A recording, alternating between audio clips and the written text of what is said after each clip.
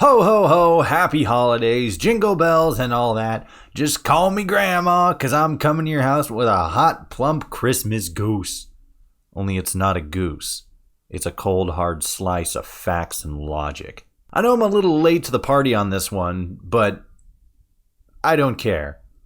Also, like and subscribe. Back in October, Fallout fans received some information that for many barely even registered, but for others made them excessively wet themselves in pure uncontrollable excitement. Like a newborn puppy getting to explore the house beyond just the boundaries of those little pet gates you put up to keep the little buggers from running all over the place. Obsidian Entertainment CEO Fergus Urquhart, a man whose name sounds like a scrapped Iran car from Bleach, came out swinging in an IGN interview and told the Fallout community point blank that the studio was not working on a new Fallout title. He took the hopes and dreams of the most zealous segment of the Fallout community and splattered it across the floor like the aforementioned Christmas goose when your 7th eggnog deep uncle stands up too quickly and knocks said goose onto the floor because he just has to say what everybody's thinking when Aunt Carol brings up the Swiss. Unlike Christmas during my childhood, it wasn't all bad news, as Fergus did state that the studio would absolutely love the opportunity to work on a new Fallout game.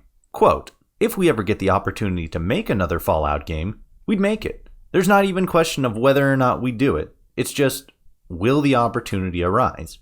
I hung out around Interplay for probably an extra year because I wanted to work on more Fallout. I love Fallout. Very much like my childhood Christmases though, I'm going to tell you exactly why the thing you want most is bad, and you should feel bad for wanting it." Ever since my introduction to the franchise with Fallout 3, one of my favorite aspects of the series has been the opportunity to visit new locations and explore new and interesting stories. To be completely honest, my least favorite part of Fallout 3 was having to venture through those fucking metro tunnels just to get about anywhere, which is why when you get to go to new and exciting locations like the Pit, Point Lookout, and the spaceship in Mothership Zeta, I always leapt at the opportunity. Not with Broken Steel though. Shit was mid. The developers at Obsidian Entertainment understood that the spirit of adventure and exploration was a major part of not only what makes for a good game, or rather good DLC, but it's also a core part of what makes the Fallout series what it is.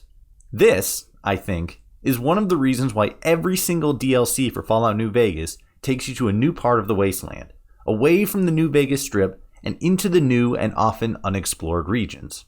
It is for this very reason that to this day I cannot fathom why Fallout fans, especially New Vegas Fallout fans, actually want to go back to a place we've already seen in a previous entry. Rightly so, however, this segment of the community praises Fallout New Vegas very highly due to the quality of the game's writing, as well as the complexity and expertise the studio has with crafting RPGs.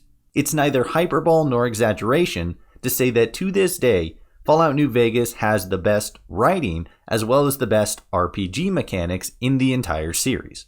They also tend to cite the studio's origins, Black Isle and Interplay Studios, the original creator of Fallout, as a big part of why Obsidian was so good at making Fallout games, as their roots and inspirations stem from the same soil in which Fallout was planted.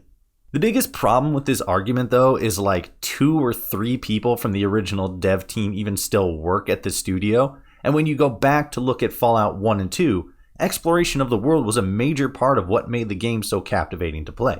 That sense of massive scope, never knowing what's beyond the next hill. Let me put this into a better perspective.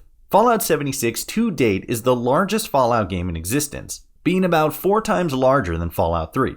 Sitting at a whopping 16 square miles of territory. That's a pretty big map. Except it's not, and I just gaslit the fuck out of you because Fallout 2 covered a total of 126,055 square miles, expanding as far south as San Diego, California, as far north as Medford, Oregon, and even parts of northwest Nevada. That's a lot of territory for just one guy to walk across multiple times. Why is this so important though? Why is Toshi getting so hung up on the map sizes and stuff? Who cares how big the game is, right? Well, that's kind of my whole point. Why would we as a community want to go back to a setting that we've already explored before? Since the beginning, exploration and discovery has been hardwired into the Fallout series' DNA. Going back to a location that we've already explored in a previous game just seems redundant. Like, think about it.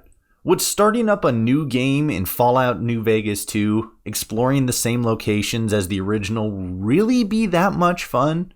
Would nostalgia hit that hard? Hard enough to justify spending $60 on what would basically amount to a remake of the game, but with a different story? Really? That's another thing too. Story is a major detail that we haven't talked about yet, and one that more classical Fallout fans are most concerned about.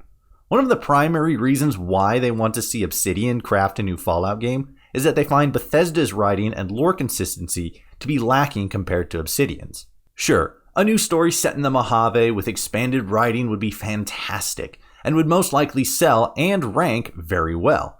But if the main selling point is the story, why does it have to be set in the Mojave? The Fallout series as a whole has actually explored only a small amount of the wider United States.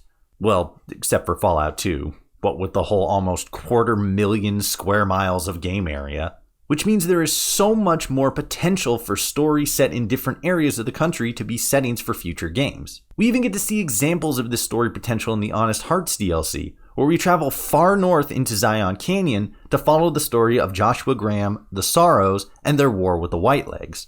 We don't even have to look at the DLC. In the main game, one of the potential faction endings for the Great Khans sees the Raider tribe picking up shop and moving up into Wyoming. Look me dead in the eye and tell me you'd prefer an Obsidian-made Fallout game set in the Mojave instead of a Great Khan-controlled Wyoming. Didn't think so. Again, I can understand people's nostalgia when it comes to Fallout New Vegas. I'm a little guilty of it myself. But we have to remember when the series stagnates and is afraid to take risks, it dies. We've seen it happen once before in the Fallout series. It would be a travesty to see it happen a second time just because of nostalgia. Don't get me wrong, I would love for Obsidian to make another Fallout game. I just think it would be a huge step backwards for the series for that game to take place once again in New Vegas. Maybe in a Mojave far in the future, disconnected from the original storyline. But for me personally, a new location would be most ideal. For now though, that's going to wrap it up for this video. There's a bunch of modders creating their own location spaces like London, Miami, Cascadia, things like that. Mods that I'll most likely talk about in a separate video. But as far as a spin-off game or even a potential setting for Fallout 5, where would you like to see the franchise explore next? Let me know down in the comments. As always though, I thank you so much for watching, like and subscribe and stuff, and until next time, we'll see you all out there in the wasteland.